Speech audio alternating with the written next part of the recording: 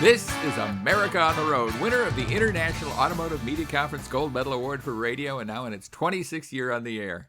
Thanks for being with us as we bring you the latest automotive information from around the world. Tesla Motors is in even more hot water with federal safety authorities, and we'll have the details. And if you are looking for a dependable vehicle, and who isn't, we will have definitive information for you from a very credible source. Much more on that coming up. America on the Road is brought to you by Mercury Insurance and DrivingToday.com. If you're looking to save some money, you should switch to Mercury for your auto and home insurance. Californians save an average of $670 with Mercury, so imagine how much you could save. Get a quote today at MercuryInsurance.com. Hi, I'm Jack Nerad, and back with us, back from illness, is co-host Chris Teague. Chris lives at one end of the country. I live at the other. Each week we get together to talk about something we are passionate about, namely cars. And Chris, I'm so glad you're back with us. I hope you're feeling 100% tip-top. Are you? 100% tip-top is relative, Jack. We just got a puppy, so it's like having a newborn in the house. So a little bit sleep-deprived, but I think healthy. We'll go with that. Does the puppy wander around in the middle of the night or, moan or bark or... He's in his crate. He does moan and bark, but he's only 9 weeks old, so no freedom for him just yet. Well, we have a 16-year-old dog, and he wakes up in the middle of the night now and kind of walks around a little bit, and then we finally get him back settled down. And it could come at any time in the middle of the night, so who knows. This, however, is not dog talk. This is about cars. We have a terrific guest for you. Our special guest this week is Mike Koval. He is the CEO of the Ram brand. Ram introduced a special edition truck honoring firefighters at the Chicago Auto Show. We had a chance to catch up with him and get his take on the state of the truck market. And we talked to him a lot about Ram's plans to go electric. I think we've got some really good information about that coming up. In the road test segment, Chris, what vehicle will you be describing for us this week? I drove the 2022 Honda Passport Trail Sport, Jack, and if you're not familiar with that model, it's a more rugged, sort of off-road oriented version of the Passport, which itself is a shorter, more rugged version of the Honda Pilot. So it's a two-row SUV with some nice off-road touches that I really had a good time with. Well, very good. I look forward to your fuller description of that. I was driving the 2022 Toyota Highlander. And I will tell you all about the changes in that vehicle in the road test segment. But before we do that, we'll be bringing you some of the most important auto-related news from around the world, so stay with us.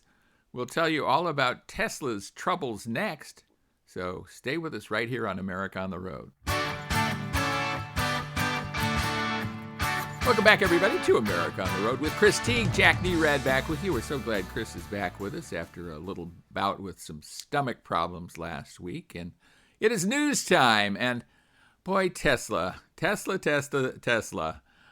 in trouble again with the feds, with the National Highway Traffic Safety Administration.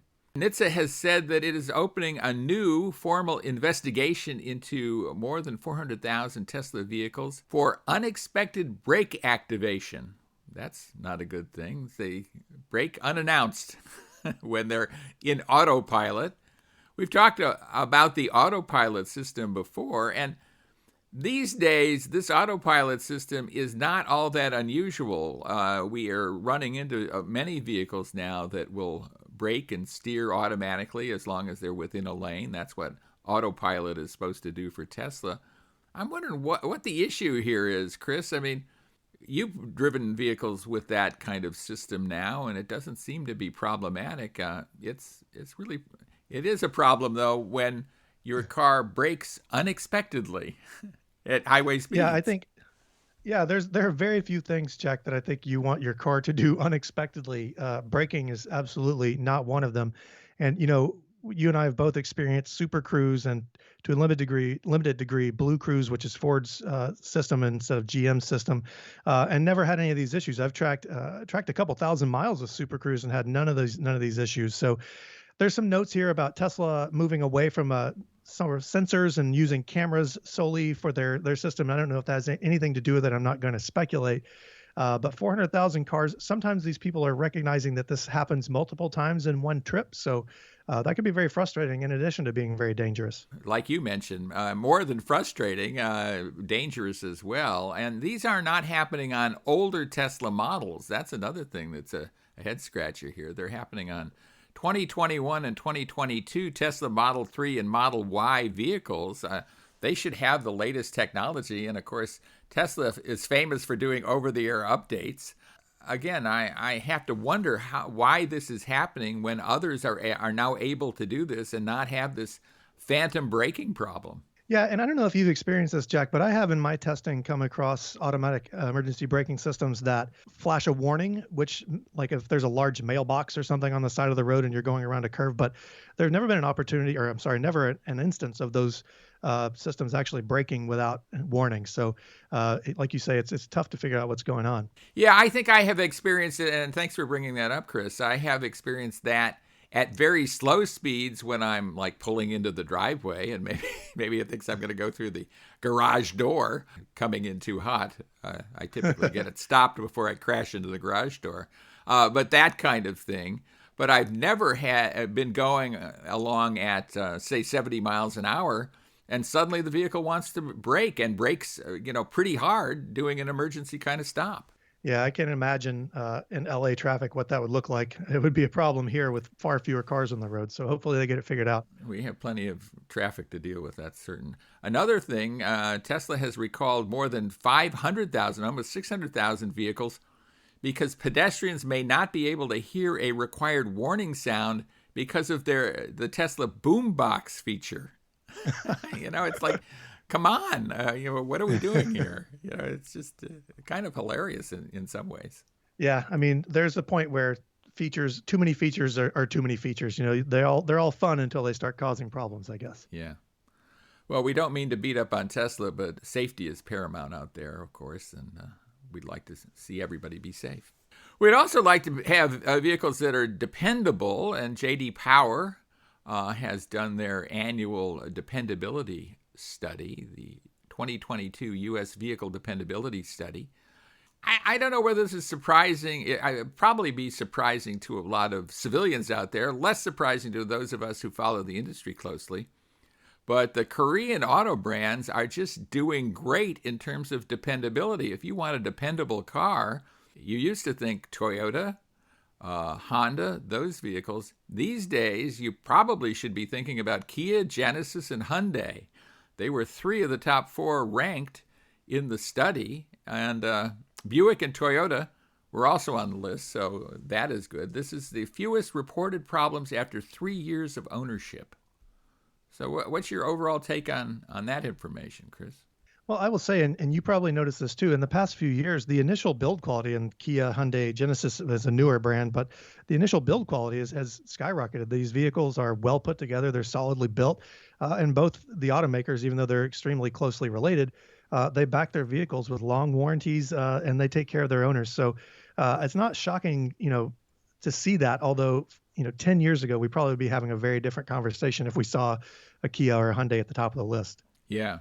Absolutely true. And I think the Korean brands have figured out how to build these vehicles very, very well. They have also figured out how to do infotainment systems that are not impossible to use or very difficult to use. So that is one of the important findings as well. Here's another one I thought is interesting out of the study. Owners of mass market vehicles, so popularly priced vehicles like Toyotas and Kias and Hyundais, have fewer problems than luxury vehicles. And by a significant number. That's counterintuitive, right? You would think if you're paying a premium price, you would get higher quality, you would get more dependability than if you were paying less, but it doesn't sort out that way. What do you think about that? Yeah, it does. It does seem a little counterintuitive, I guess, until you start to think about the number of gadgets and features that high-end luxury and premium vehicles have. I think there might just be more stuff to break, or maybe it's tougher to use and people give up and have problems with it. So who could really say? But I think that would be my guess if I had to take a shot at it. Yeah, I think that last you identify, people are just having trouble using stuff that is working as it's designed.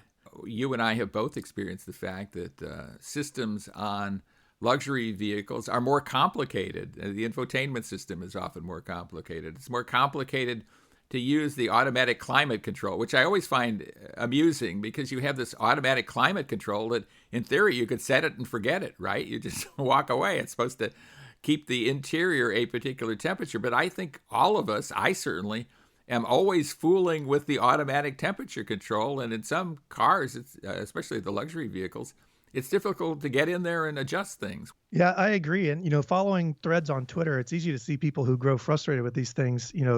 For some reason, automakers, many of them, it's not just one, have taken to redesigning the wheel for things that seem to work just fine before, things had to change. So why do we need capacitive touch controls for, as you mentioned, automatic climate and stereo settings? Why do we need a rotary dial shifter instead of a gear shift? So these are the sort of things that I see, as I'm sort of scrolling through. But yeah, it's it sounds counterintuitive on its surface. Yeah.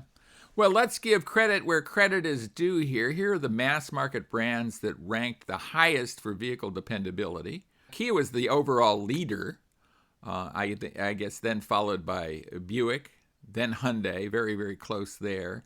Toyota had a few more problems per 100 vehicles, and then Dodge was right in there.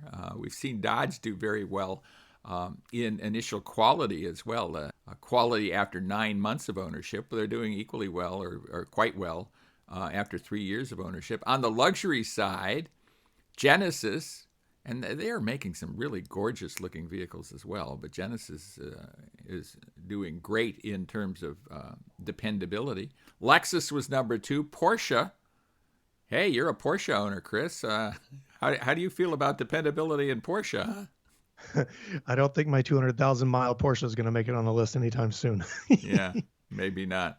Well, once you get it running, we'll find out even more, won't we? Comes out of the shop today, fingers crossed. Oh, I got my fingers crossed for you. That's good. That part that you were looking for has come in, and all is well, at least on that score. Cadillac and Lincoln were also right up there in terms of dependability. So I think some surprises along the way and some things that were fairly obvious. J.D. Power does this study every year, and for the longest time, the Toyotas and Hondas of the world were doing well. Now Honda is notorious or, very significant from its absence on the list, and I'm surprised about that. Here's a quick story as we go out here. There was a fire on a cargo ship carrying thousands of luxury vehicles, and this is very sad. 4,000 vehicles, including Volkswagens, Porsches, Audis, Bentleys, and Lamborghinis, essentially were left to burn in the middle of the Atlantic Ocean. The crew members were evacuated. They're not sure how the fire started. There's some suggestion that it might have been from lithium batteries aboard one of the cars, but that is totally unconfirmed. But it's a wild scene. Well, when we come back, we will be testing 2 SUVs for you. So stay with us for that. With Chris Teague, this is Jack Nerad. Thanks so much for being with us right here on America on the Road. Welcome back, everybody, to America on the Road with Chris Teague. Jack Nerad back with you, and it is road test time. And we have, in some ways, a SUV face-off, but they're, in a lot of ways, not competitive with one another either. I think the vehicle Chris is going to tell us about has a lot of off-road abilities. The Toyota Highlander that I'm going to talk about, not so much. But Chris, tell us all about the vehicle that you were testing this week.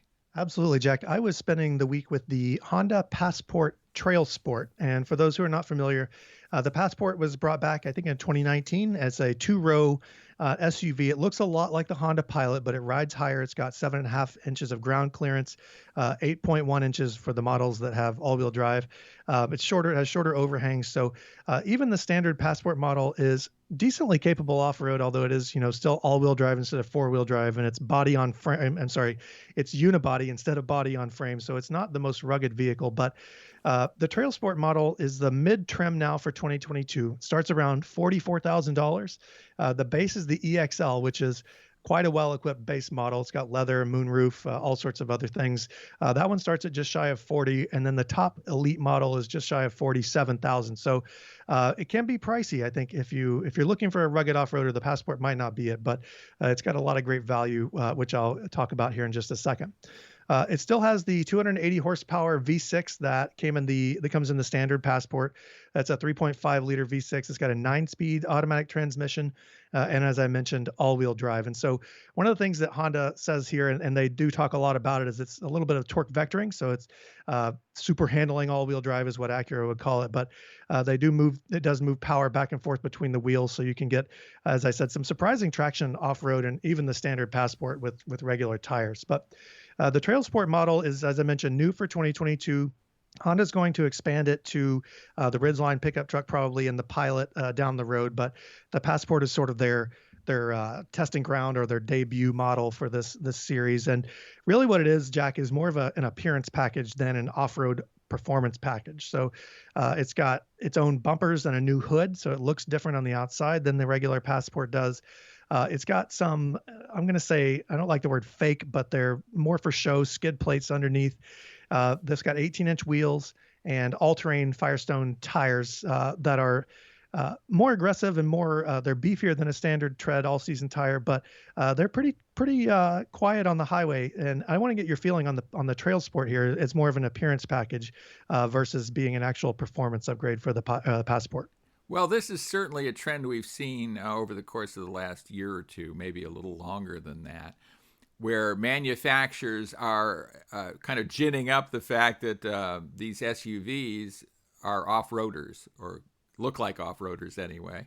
And I think that's what the public is demanding, or at least a piece of the public is demanding. I think they like that. I think they like the idea of venturing out off-road. Whether they ever do it or not is another thing, but they want to look like they can, and an appearance package is the way to do it on less expensively than actually having all the stuff you need. So I guess from a marketing sense, at least, it makes a lot of sense. It does. And what I keep coming back to in my mind while I was driving this is the difference between, for Subaru, we talk about Subaru, for example, they have the wilderness versions of the Outback and the Forester.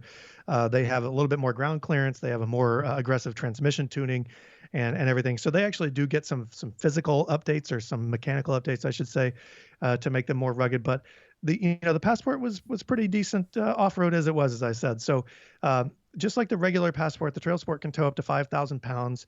It gets around 19 miles per gallon in the city, around 24 or 25 on the highway.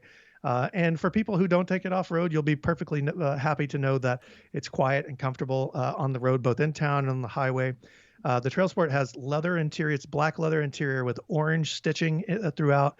It has the wonderful center console storage unit that the standard Passport has.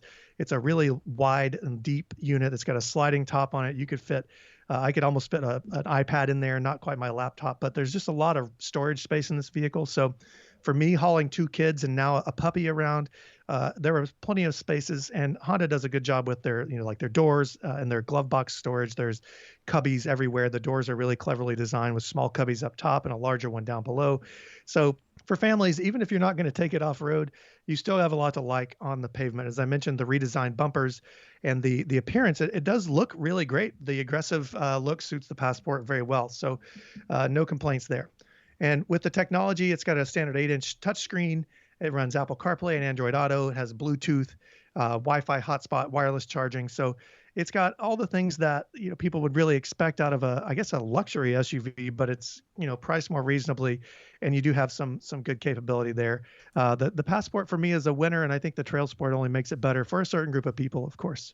Well, I like it. I can't wait to drive that particular edition and just see what I think about it. Here's a vehicle I don't have to explain very much. It's the Toyota Highlander. It's been a favorite of midsize SUV buyers for years and years and years. Not a lot of changes for the 2022 model year, but it's still a really good choice in the segment. It's offered in 8 and 7 passenger versions, and it can be had with a conventional gasoline engine or a gas-electric hybrid. Front drive is the base configuration. All-wheel drive is widely available. And I think Toyota has been feeling the heat a little bit from Hyundai, the Hyundai Palisade, from Kia, the Kia Telluride. So it's upped its game, especially in the interior. I think that's a place where Toyota has improved markedly over the course of the last 2 or 3 years. They've also added a special edition. It's the Hybrid Bronze Edition. It's not the Bronze Age edition. It has a lot of bronze-colored exterior pieces, including the wheels. I think this is popular in a lot of markets, but not necessarily in the American market. What's your take on bronze edition stuff? We're seeing a lot of that worldwide. Yeah, I think for me at least, it's sort of a throwback to older rally cars like the Subaru with the bronze wheels on it and everything. But I mean, I personally like the style. I actually looked at bronzing the wheels for my Porsche, if it makes me sound like too much of a nerd. But I don't have a problem with it. I think that appearance packages are attractive to a certain group of people. But as you mentioned, as we just talked about with the trail sport, from a marketing perspective, it's smart. But how many people are going to buy it? I don't know. The Highlander Hybrid's a great vehicle, though. Yeah, it is. I don't know that I would get the bronze edition myself, but that's why they make different flavors of ice cream. The Highlander is available in a bunch of different grades. Of course, they sell a bunch of them, so they can have multiple grades. There's the L, LE, XLE grades, and the platinum, limited and platinum trims are the luxury trims on the gasoline side. They have recently unveiled, in 2021, they unveiled the sports-oriented XSE. It has 20-inch machine-faced alloy wheels, its own fascia, its own grille, and lower spoiler. It's supposed to look like a performance vehicle. I guess it does look like a performance vehicle, not just it's supposed to. It, of course, has those black accents that are so popular these days and daytime running lamps. So what I'm saying here is there's a Highlander for pretty much every taste out there, and that's also true in the engine compartment. The Highlander has a choice of several engine options. There's a conventional V6, and there is the four-cylinder with electric motor, the hybrid. It can be front drive, that's the standard configuration, or all-wheel drive. The base powertrain has a 295 horsepower, 3.5-liter V6 engine with an 8-speed automatic transmission, kind of throwback in a lot of ways.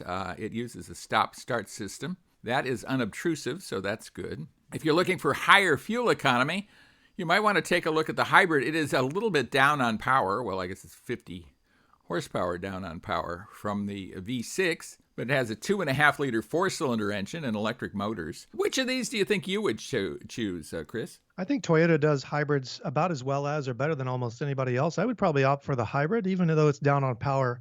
I think it's tough to beat an SUV with that size, and then the fuel economy that they bring with it is a pretty great combination. I really like the drivability of the hybrid.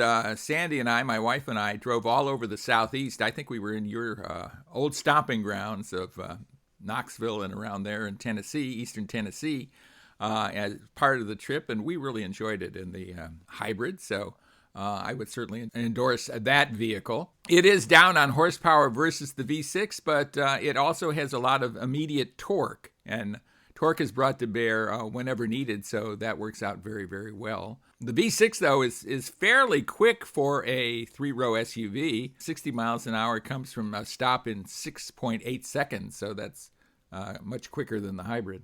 The Highlander offers a bunch of different interior combinations, and as I say, they have upgraded the interior pretty significantly. They also have upgraded the infotainment technology. In fact, you can get a 12.3-inch display as standard in the Platinum trim. That's available on the Limited trim. 8-inch display is the standard unit. And Toyota has come a long way.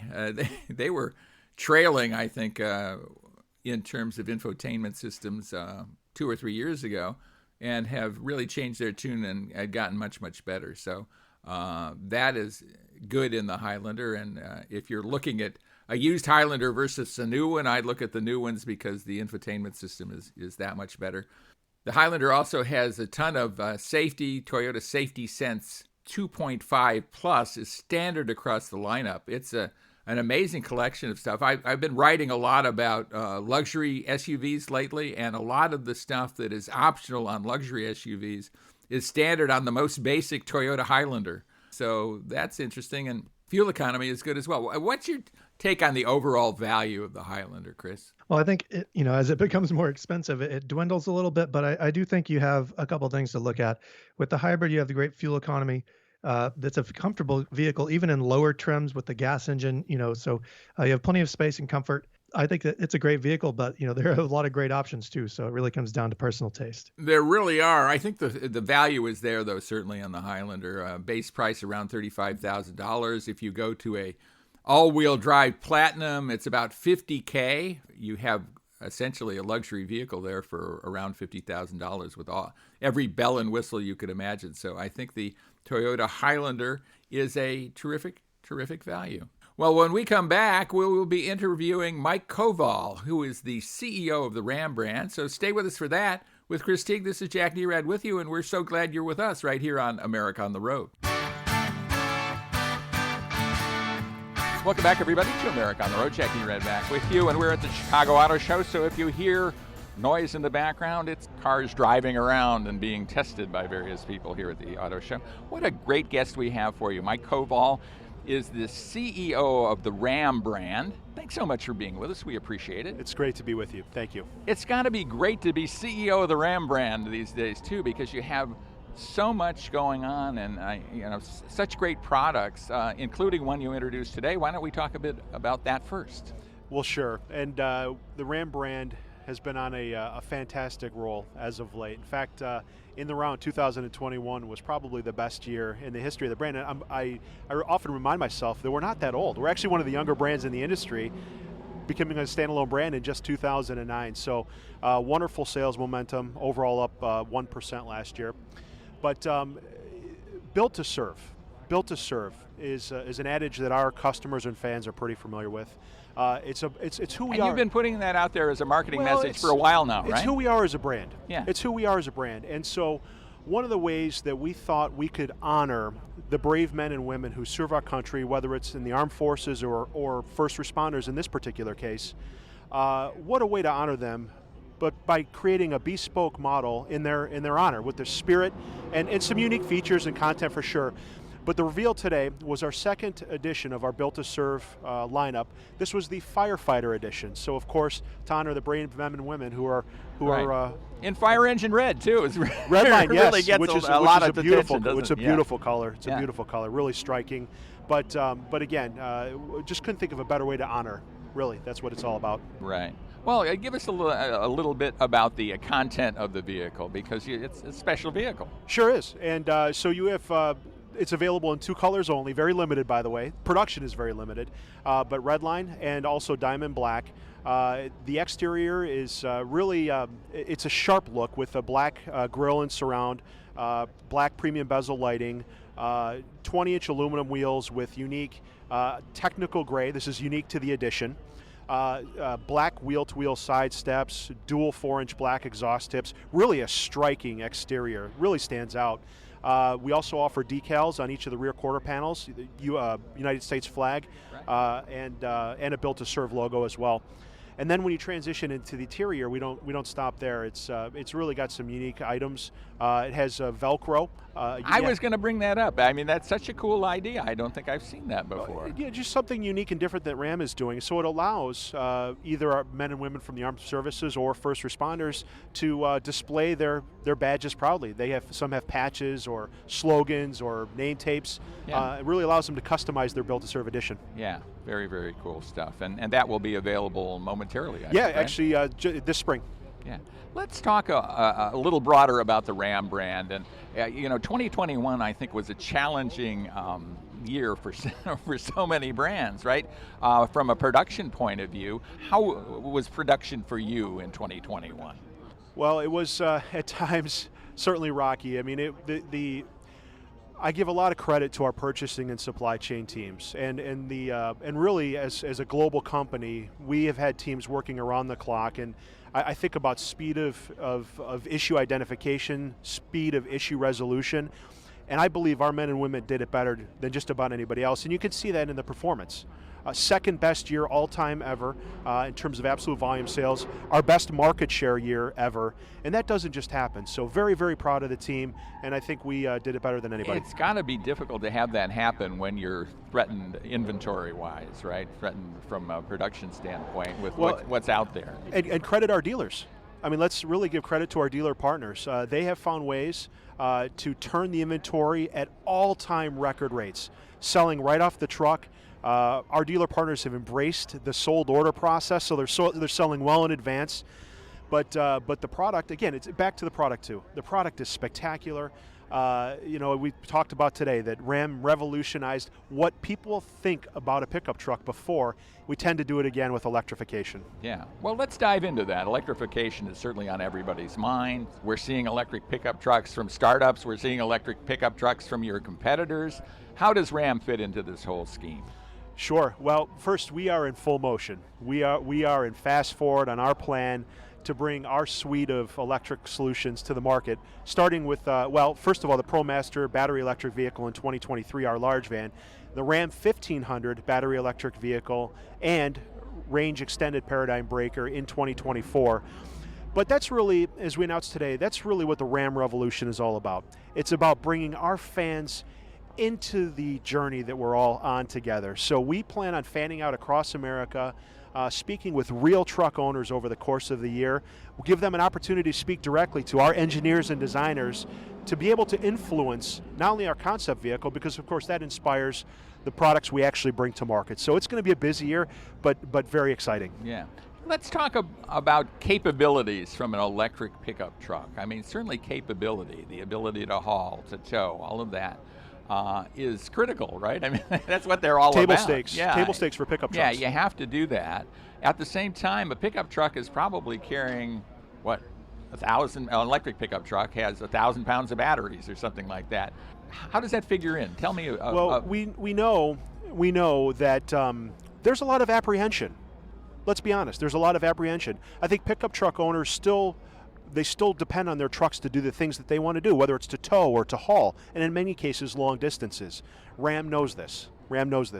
So we are focused on not only bringing the right product to the market at the right time, and Ram has a history of doing that, but we will push past what the competitors have announced and past what customers even expect. And I think once you have a chance to see that and drive it and experience it, we will alleviate those concerns better than our competition because of the fuller portfolio of electric solutions that we're bringing to market. Why don't you tell our listeners, or at least hint to our listeners about some of the advantages of electricity in a pickup truck? Because I think there are probably quite a few, and maybe they're not just jumping to their mind. So from your point of view, what are some of the advantages of going electric? More power, more torque, obviously zero emissions, of course, as we really embrace the sustainability, not only of the Ram brand and of the corporation. We have very, very aspirational goals as a company, but that's where the market is taking us. So how is Ram going to do it better than the others? And with full knowledge of what our competitors are announcing, we'll push past with more range, more power, more capability, more functionality, and more productivity overall. Yeah. It's interesting too, to me, as an observer of the industry. I mean, I don't have to tell you this, but this is every aspect of the industry is price sensitive, right? Except maybe the super luxuries, where the higher the price, maybe the more demand you get. But otherwise, price is really critical, and certainly electrification is expensive versus a conventional anything, right? How does that figure into what you look at from demand curve, stakes, all of that stuff? Sure. Well, we've prided ourselves, I think, over time ensuring that Ram has something for everybody. And we really, from our Ram 1500 Classic, focusing on the commercial trade and entry level, all the way up to the new Ram 1500, which focuses on the heart of the market, all the way up into the premium space. And we know that for sure, you're right, the cost of electrification, certainly up front, is something that has to be dealt with, and we are dealing with it. But we'll make sure that we don't lose sight of who our customers are, and we will make sure that we have something for everybody. And by the way, I think we're very early in market penetration, right? There's been a lot of conversation, haven't really sold much overall, talking about the industry in general. Right. So we're all watching it very, very closely. Yeah. Well, we're certainly going that direction. Let's shift gears a little bit and talk about Promaster. I think there's a success story there. A lot going on, even from the consumer use of those basically commercial vehicles. Tell us what's the latest from Promaster? Well, I would say we talk so much about Ram 1500 and Ram heavy-duty pickups. I mean, the Ram 1500 is the most awarded light-duty pickup truck in America. What we don't talk a lot about is Ram commercial. And again, we forget that we're a relatively young brand in the industry overall, and Ram Commercial is even younger than that. But the Promaster large van, honest to goodness, is red hot. The demand for large vans right now, particularly last mile delivery services, is off the charts. And we are working feverishly with our purchasing and supply chain teams to find more capacity because we're completely sold out. And it's an interesting thing, and we will obviously bring and we've announced last month at CES, we're bringing our first battery electric Promaster, which brings a lot of benefit with it in 2023. And just having Amazon announcing is their first commercial partner, buyer of these particular vehicles, which of course will enhance their sustainable delivery network as well. So the product is absolutely on a roll. And we have a lot. By the way, this is going to be a big year for Promaster. We have more announcements coming as well, so stay tuned. Oh, that's exciting. Well, electrification works so well, I think, for a delivery situation, right? A fleet kind of situation. It takes a lot of the guesswork out of charging, all of that. Speak to that a little bit. Yeah, I think really what it comes down to is the predictability. It's the predictability of the routes. Everything that you just mentioned, there's a total cost of ownership element to it. Less mechanical parts, let's face it. Those duty cycles are really important. You have to understand them. But our version, our technology will allow greater use of the back of the van as well, working on a lot of really clever solutions to offer even more capability to our customers. So again, more to follow this year. It's going to be an exciting year, but it makes a lot of sense and it works well in that space. Yeah, talk a little bit about van life too. That's probably kicked up some sales for you as well. Well, it just the last couple of years we've all been through a lot, haven't we? But we've seen an explosion in this concept, if you will, of van life, and whether people are working remotely or choose to camp or live out of their van or whatever the case may be, it's another way to connect with our customers, specifically to our story. But what people are doing with their vans is it's really exciting, and I think we can all relate to it on one level or another. So that's what really van life is all about. It's about connecting with our customers in a different, unique way, just like Ram Revolution is on the pickup truck side. Yeah. What can the Ram fan look forward to in 2022? Well, I think that it's going to be a busy year. We have a laundry list of things, a constant drumbeat, I like to say, a constant drumbeat of Ram EV tech news throughout the year, which will culminate in the reveal of the full concept model at the end of 2022. So it's going to be an exciting year for Ram 1500 buyers and intenders. And then, of course, we talked about Promaster as well. Let's not forget our commercial friends. It's going to be an exciting year there as well. So a lot going on. It'll be fun. Yeah, well, we look forward to every bit of it. Mike Koval, thanks so much for being with us right here at the Chicago Auto Show and representing the Ram brand, of which you are CEO. Very cool. Thanks so much for being with us. Thank you. Stay with us, everybody. We'll be right back right here on America on the Road.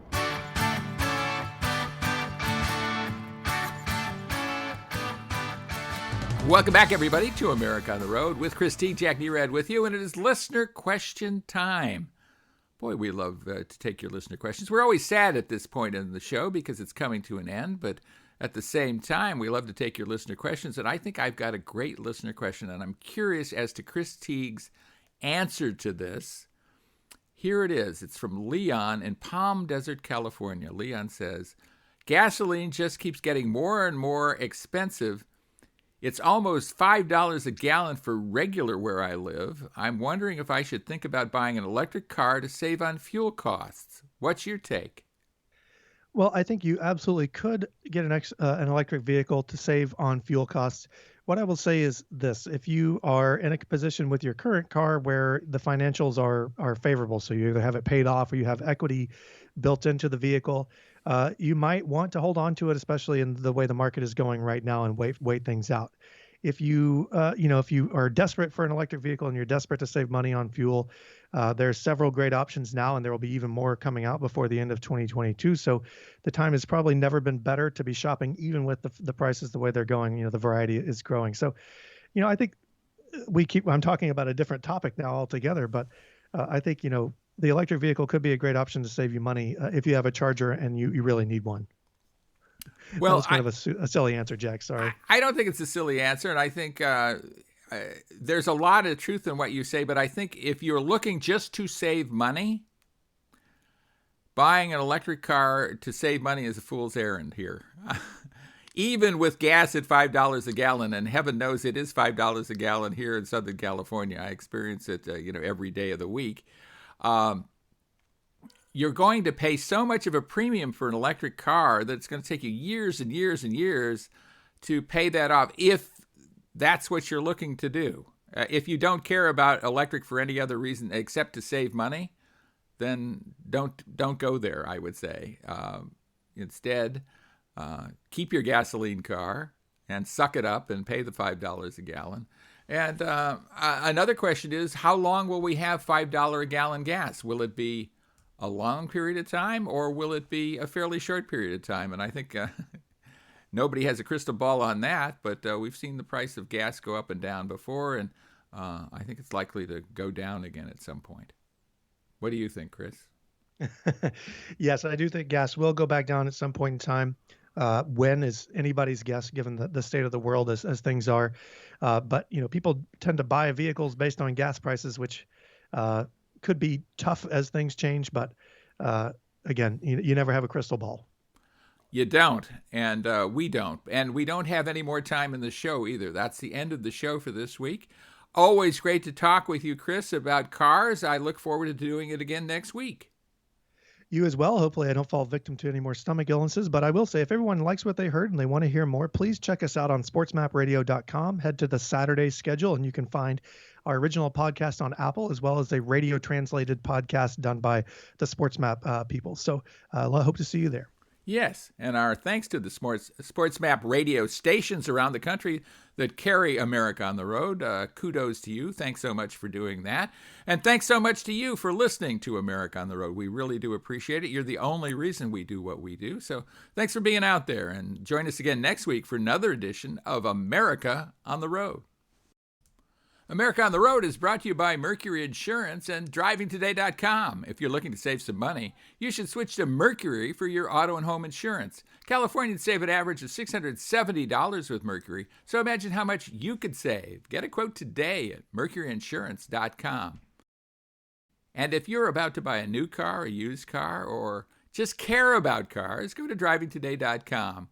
where there's a world of automotive information for you every week. That's drivingtoday.com, the official automotive website of America on the Road.